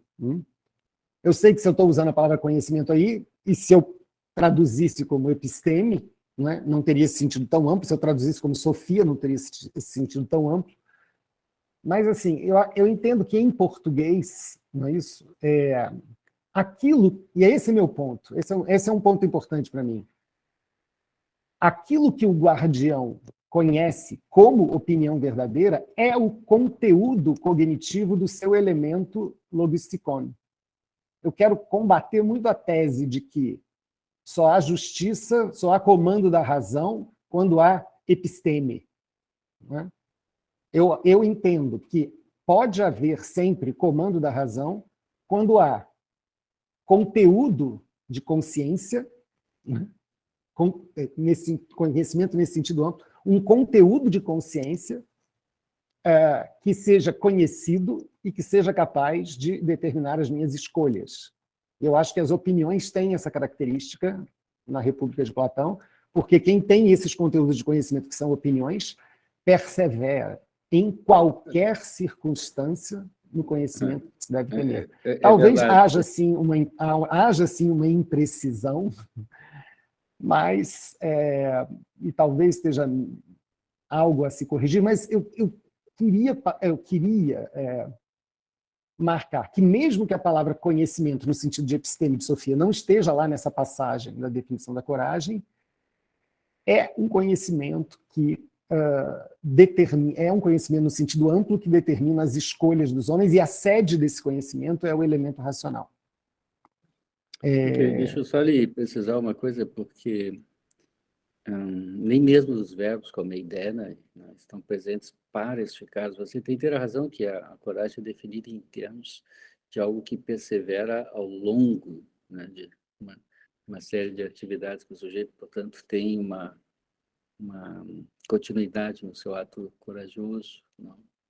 Mas se ele faça essa pergunta agora, se ele tem o conhecimento, o guardião ou o produtor, não, que é corajoso, o produtor pode também ser corajoso, se ele tem o conhecimento de X como aquilo que deve ser enfrentado, então ele tem os critérios pelos quais isto é verdadeiro.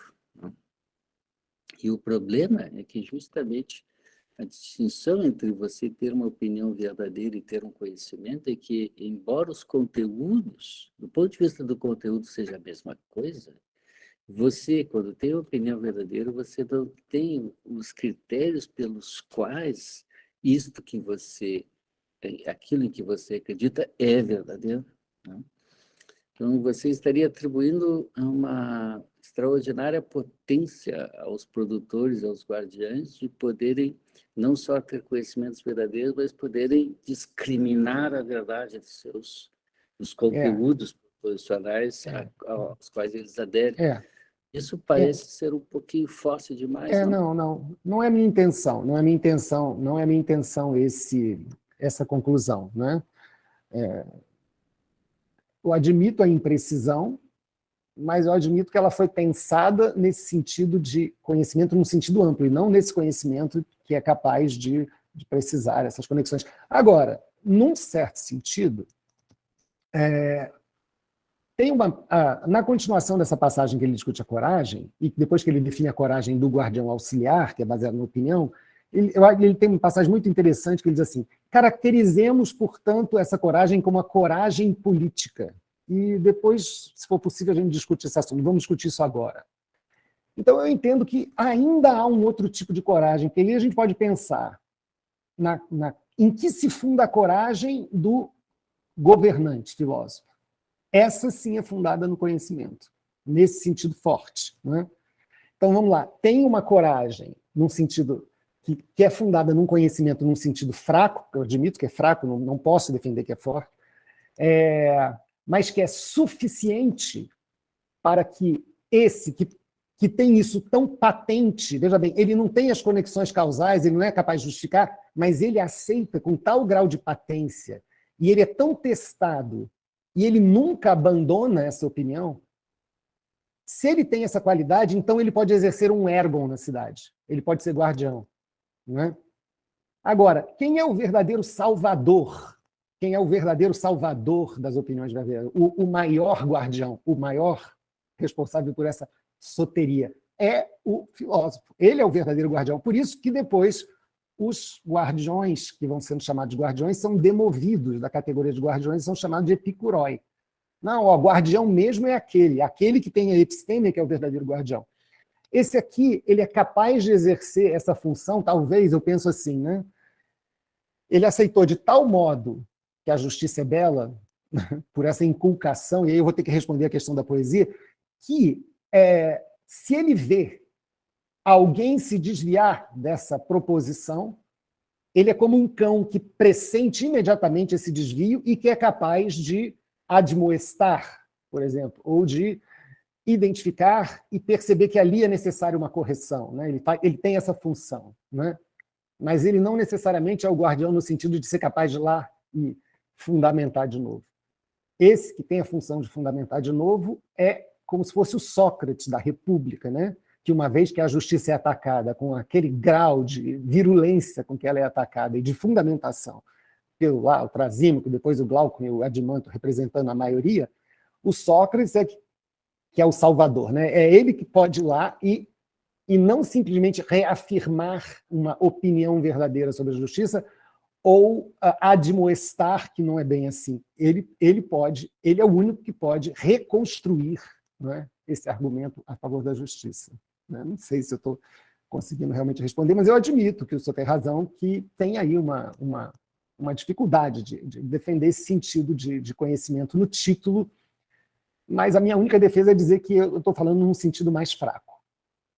E aceitando que opinião é conhecimento num sentido fraco. Talvez isso não tenha ficado muito preciso, mas é a única defesa que eu posso fazer. Quanto ao banimento do poeta, a questão é que eu discordo veementemente da ideia de que o poeta foi banido na República. Por quê? Ao longo de todos os livros, desde a fundação da cidade, lá no livro 2, 3 e um pedacinho do 4, talvez, em que se trata de educação, ficou absolutamente discriminada qual é a poesia que será admitida na cidade. Né?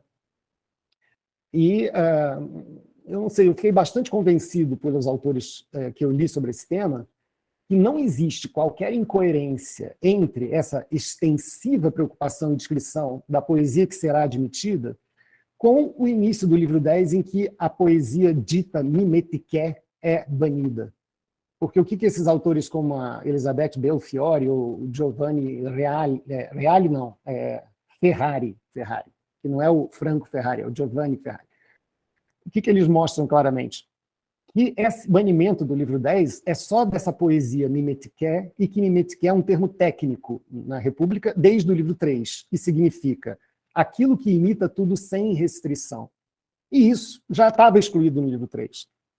Então, a poesia que fica é aquela que sofreu uma série de restrições quanto ao conteúdo que se pode ou não dizer dos deuses, dos heróis, dos homens célebres, e aquela que, do ponto de vista do estilo, ficou absolutamente determinado, que pode ser o misto, que imita, que contém mimesis narrativa simples, porém, no caso de haver mimesis, só a que imita o homem de bem.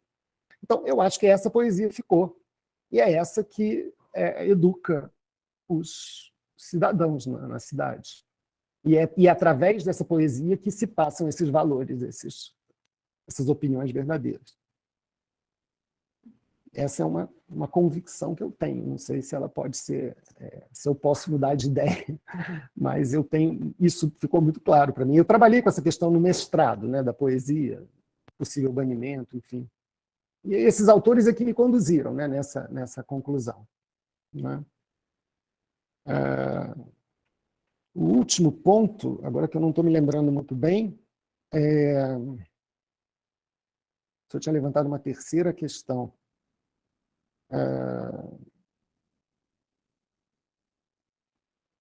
Bom. Ela é mais específica, né? É sobre uma passagem que está lá em sobre a passagem, 478/3. sim, sobre a passagem, Não, acho que não pode ser retirada de um contexto de objeção. Embora isso tenha outras perspectivas, não? É que em outra chave você pode introduzir a mesma tese. Enfim, diga, por favor. Eu vou confessar para o senhor que eu não pensei nesse contexto. Eu, de algum modo, entendi que essa proposição poderia ser usada como uma asserção de que todos desejam o bem. Quando desejam o bem. Então, eu teria que examinar para ver esse problema que eu não vi. Né? Eu confesso que não vi o problema. Mas agradeço, vou examinar. Vou ver se... Porque se eu tenho outras passagens, que eu poderia usar sem esse problema, é claro que seriam preferíveis, eu agradeço que o senhor me aponte esse possível problema para que eu possa pensar a respeito.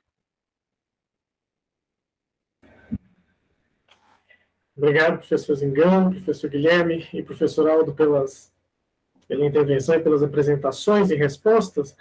Para a gente não ultrapassar um pouco o horário, porque eu acho que às 19 horas, né? Então seria interessante fazer um intervalo, ter outra mesa. Tem um questionamento da Juliana no final aí, não sei se ela estava fazendo a pergunta, era para o Guilherme, ou se ela estava corroborando com os enganos, então... Assim sim, eu estava só fazendo um reforço, que eu também tinha pensado na questão que o professor Zingano tinha proposto, mas o professor Guilherme já contemplou. Já contemplou, né?